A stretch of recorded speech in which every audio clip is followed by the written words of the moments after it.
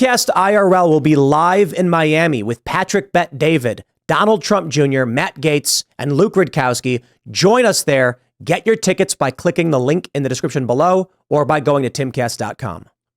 We've got this report. Maybe we have to get into this. This is big. Well, this is big, Tim, because we're talking about World War III. Yahoo News, the new voice of Ukraine, is the publication they're rebroadcasting. U.S. to hold closed-door meeting over whether billionaire is conducting own foreign policy. ? Is Elon Musk a traitor? Now, think about what's insinuated in that headline. So Elon Musk isn't allowed to have a dissenting opinion? Elon Musk isn't allowed to have his own policy with his own companies? His property. Yeah. Like, he is the owner of SpaceX. He owns all those. What color is your house painted? My house? Yeah. It's wood. Well, that's illegal. No. Crap. But wait. No, you have to have a blue house now, you traitor. This is just like Iron Man 2. Remember? In the beginning, when Tony Stark is at the congressional hearing and they're like, we want the Iron Man weapon turned over to the government. And he's like, you can't have it. Elon Musk is Iron Man. No. I didn't make that connection. Well, You're there's totally right. another aspect to this too, which is they're laying the groundwork to go after him on the Logan Act, right? Wow. That he is a private citizen carrying out American foreign policy in an unauthorized way. That's what they tried to do to General Flynn, right? It's all bogus and nonsense. The Logan Act. But it sounds also Senator Elizabeth Warren today or yesterday came forward and demanded that the Pentagon conduct their own investigation into Elon. They're going to try to nationalize Starlink. I mean, they're going after Tesla. They're going after him in every possible way. And it harkens back to Senator Chuck Schumer talking about Trump saying, well, if you go after the deep state, they have 6 ways to Sunday to come out after you again. Well, Elon now, who's, certainly an elite, richest man in the world, they're targeting him. So what they're doing is, and it's the same thing with you, Owen, as it is with Elon and the J6 defendants. These are all messaging events. Yeah. They're messaging events. It's don't even think about it. Don't even think about standing up for the Bill of Rights, free speech, Second Amendment. Don't even think about standing up for your country or we will destroy you. Yeah. And it doesn't matter if you're the richest man in the world or you're Owen or you or me. Musk needs to make sure that he has a one button kill switch that just gets all of the satellites to fall out of orbit should they try to nationalize it and just burn up on reentry. Take the option away from them.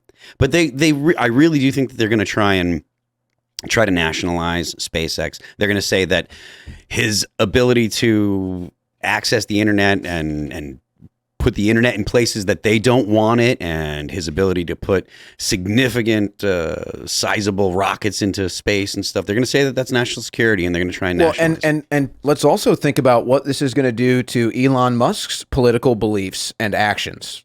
I mean, I can't believe... It's only going to make him more like on our side. That's what I'm saying. Yeah. I can't believe that he's going to sit here and say, oh, the Biden administration is right. I should have let them use my technology to kill Russians. To start new. They're radicalizing Elon Musk to be a deplorable. Absolutely. And he's like, hey, I just want to be a normal dude and have common sense. But that's the thing. Your average person, generally, if they don't get fed the news from CNN, then, or at least kind of, if they're not very interested in the news or whatever, and they are told the topics that you hear people talking about and stuff, they tend to come down on what you would consider a normal person's perspective, not a Democrat's perspective. Because ever since, and I'm not going to get too deep into this, but ever since 2012, the NDAA, when they did the Smith-Mundt Modernization Act, which made it legal for the federal government to propagandize the American people. That was Obama. And it was 2012 they signed it, I think, or maybe it was 2011 they signed it, and there was the 2013. But either way, that's when it happened. And after that, everybody that I talk to, you talk to people all the time, they say, oh, in like 2013 or so, things started getting crazy. They blame it on the end of the Mayan calendar, and there's all these things. But what happened was it became legal for the government to propagandize the American people.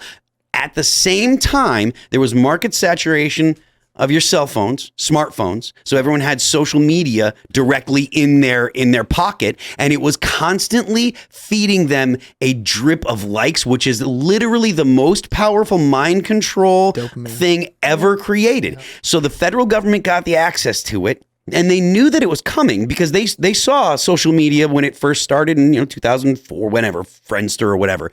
But they saw it, and there are smart people that said that's going to be a big deal. The like button is going to be a big deal. And as soon as it was in your pocket and the government had their fingers in producing propaganda, all of the social media companies came running because the government prints the money. It's all access. So all the regular media, they want to be buddies with Obama and be buddies with people in power. So they go ahead and they capitulate and they come running. It's not that there's an adversarial or there has been an adversarial relationship between the federal government and the media. They've been one and the same. And then you stop, and then you throw in the fact that there's an entire security apparatus that was built up after 2001.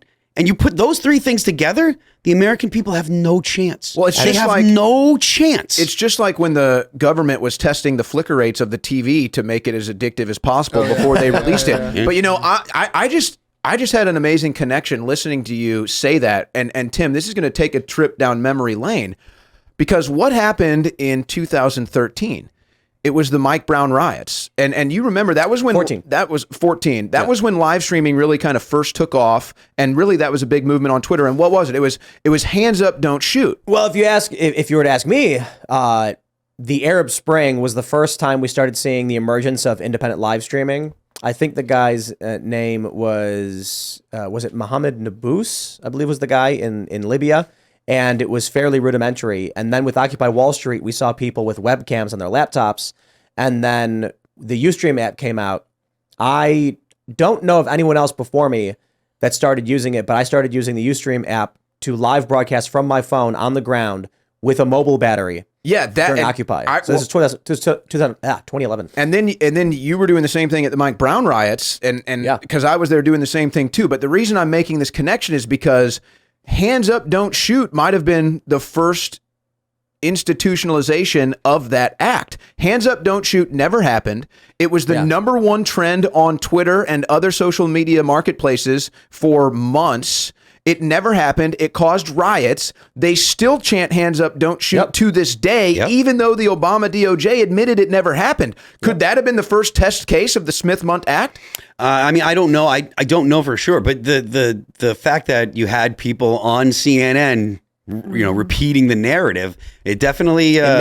It may be when NBC News was taken over by the intelligence agencies. I think if there was going to be any news outlet that I thought was under the boot, people make fun of CNN, and I'm like, CNN's just garbage. NBC News is like evil. Just, and I'm talking about their digital team. They've got a team of writers who I won't say their names because I don't want to give them the attention, but they're abject evil. Yep. The things they've published are such obvious fabrications that I don't see a reality in which they're unaware that they're lying, cheating, and stealing for political power. And so a lot of people speculate that they're probably, what happens is someone from an intelligence agency will come to them and say, we need this story to run for this purpose. And they'll go, you got it, boss. Thanks for the scoop. And then they run what the machine wants them to run. And they get their paycheck. Oh, yeah. Good. And they have no problem with it. None. Oh, no, they're willing participants. There are so many reporters that are, active, willing organs for the security state and just propagandize the American people. Well, but this gets back to where we were at earlier. And again, it's such a mind-boggling thing. Like, really?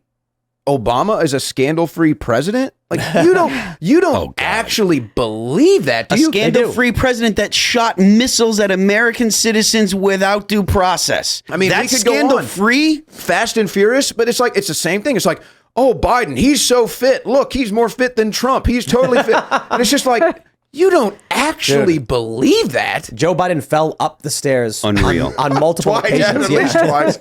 Yeah. Fell up. Why do you guys think he ran out of that medal ceremony? I think he crapped his pants. Yeah, that's like yes, right. Yeah. And the media came out and said it's being taken out of context. It wasn't that big deal that he left the way he did, and it's like it was kind of abrupt. I mean, call it whatever you want. You could argue it wasn't informal, but it's abrupt for him not to hang out and shake hands and smile and meet people afterwards. Yeah, he probably had a bowel movement. I think the fair way to analyze this, and it's not about obsessing over whataboutism. I think whataboutism is fair. It shows you whether you have justice. It shows you whether you have fairness. Let's just ask the question: if Donald Trump walked out of a Medal of Honor ceremony, can you imagine the headlines? Oh, yeah. They'd accuse him of everything. It's not hypocrisy. It's by design. Hierarchy. It's hierarchy. Yep, Yeah. that's right. Thanks for watching this clip from the Timcast IRL podcast. Hang out with us live Monday through Friday at 8 p.m. and become a member over at timcast.com for uncensored, members-only shows exclusive. Thanks for hanging out, and we'll see you all next time.